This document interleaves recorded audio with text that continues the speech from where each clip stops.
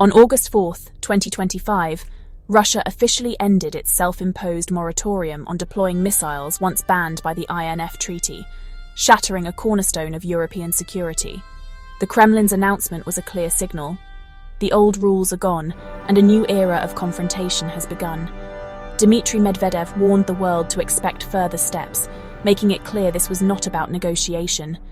Years of eroding trust and arms control treaties set the stage for this moment, with the US having already left the treaty in 2019.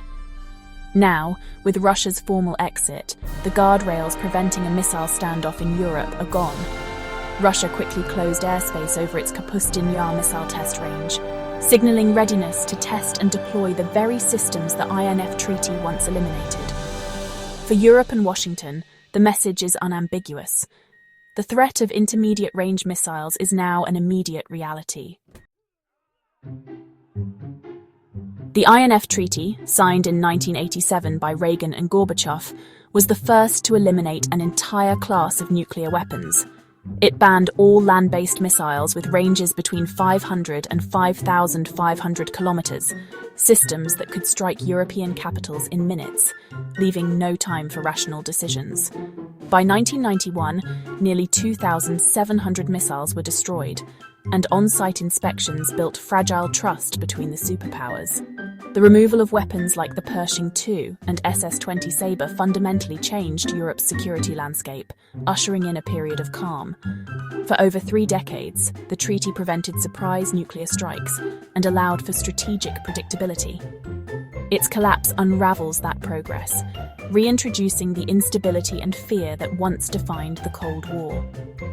The world now faces the very dangers the treaty was designed to prevent. The INF Treaty's collapse was years in the making, eroded by mutual suspicion and accusations. The US withdrew in 2019, citing Russia's alleged deployment of the 9M729 cruise missile, which Washington claimed violated the treaty's range limits. Russia denied the allegations, insisting the missile was compliant, and countered that US Aegis Ashore launches in Europe could be used offensively. The dispute went beyond technicalities, rooted in broader geopolitical grievances. NATO's expansion and US missile defenses were seen by Moscow as direct threats. This deep mistrust made compromise impossible, with each side viewing the other's actions as hostile. The rise of China further complicated matters. Beijing, unconstrained by the INF, built a vast arsenal of intermediate-range missiles. The US saw remaining in a bilateral treaty as untenable, while China expanded unchecked. This dynamic gave Washington incentive to exit, and Russia used the US withdrawal to justify its own actions. The result, a vicious cycle that destroyed the treaty. The INF's end is not just about missiles, it's about the collapse of trust and the rise of a new arms race. The world is now left with fewer checks on dangerous escalation. The era of arms control is fading, replaced by suspicion and military buildup.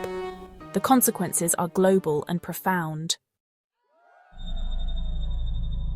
Russia claims its hand was forced by US and allied missile deployments in Europe and the Asia-Pacific, including new systems in the Philippines and planned deployments in Australia. Moscow frames its decision as a defensive response to what it sees as a Western quest for military superiority and the systematic dismantling of arms control. The US withdrawal from treaties like the ABM and Open Skies is cited as evidence of American hostility. The war in Ukraine and Western military support are seen by Russia as existential threats, justifying its abandonment of INF restrictions. The Kremlin's distrust of US leadership, especially under Trump, further fuels its resolve. Recent US nuclear submarine movements were interpreted as direct threats, deepening Moscow's sense of insecurity. Russian officials argue that only military strength can guarantee their security now. The INF's end, in their view, is a reluctant but necessary step in a world where trust has vanished. With the INF Treaty gone, Russia is rapidly deploying new intermediate and shorter-range missiles. In late 2024, Russia fired an Oreshnik missile at Dnipro, Ukraine, and announced plans to deploy the system in Belarus, slashing warning times for NATO capitals. Kaliningrad has become a missile fortress, hosting 9 M729 and Iskander-M systems capable of reaching deep into Europe. Crimea is now packed with advanced missiles, creating an anti-access bubble over the Black Sea and threatening NATO's southern flank. These deployments give Moscow the ability to strike across Europe and the Middle East with little warning. Russia has also lowered its nuclear use threshold and conducted large-scale nuclear drills, signaling a shift in doctrine. The threat of rapid escalation is now central to Russia's strategy, making any regional conflict far more dangerous. The return of intermediate-range missiles to Europe is a step backward for global security. Missiles launched from Kaliningrad or Belarus can hit European capitals in minutes, leaving leaders almost no time to respond. This hair-trigger posture raises the risk of catastrophic miscalculation. One false alarm could trigger a nuclear exchange. The threat now extends beyond Europe.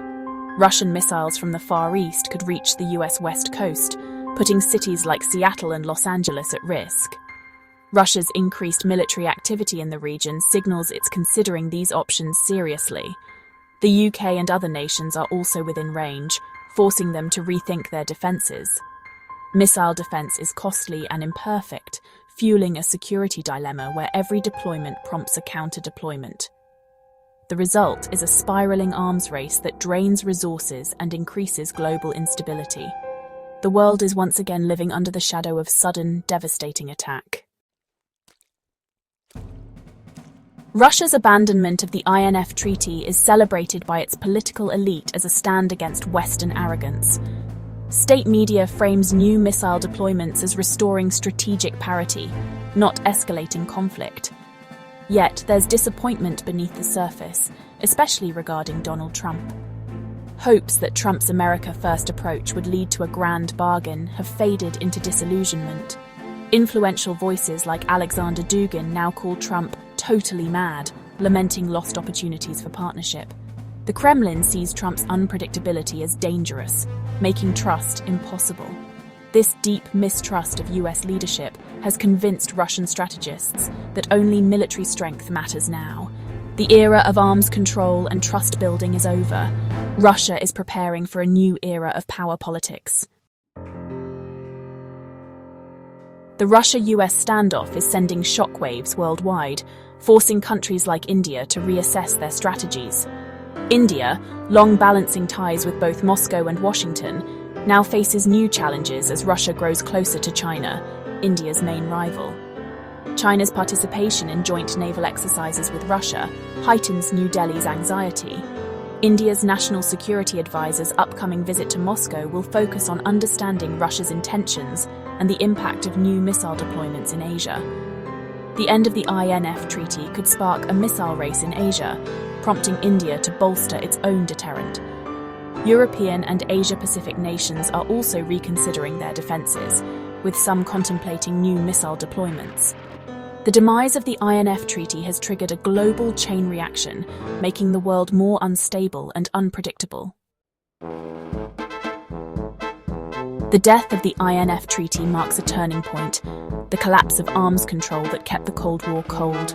With New START set to expire soon, the world faces a new multipolar arms race involving the US, Russia, and China. No treaty constraints mean unchecked development and deployment of once-forbidden weapons. The reintroduction of intermediate-range missiles shrinks warning times, raising the risk of accidental war. Hypersonic weapons further erode deterrence and complicate defense. The risk of regional conflicts spiraling into nuclear confrontation is higher than at any time since the Cuban Missile Crisis.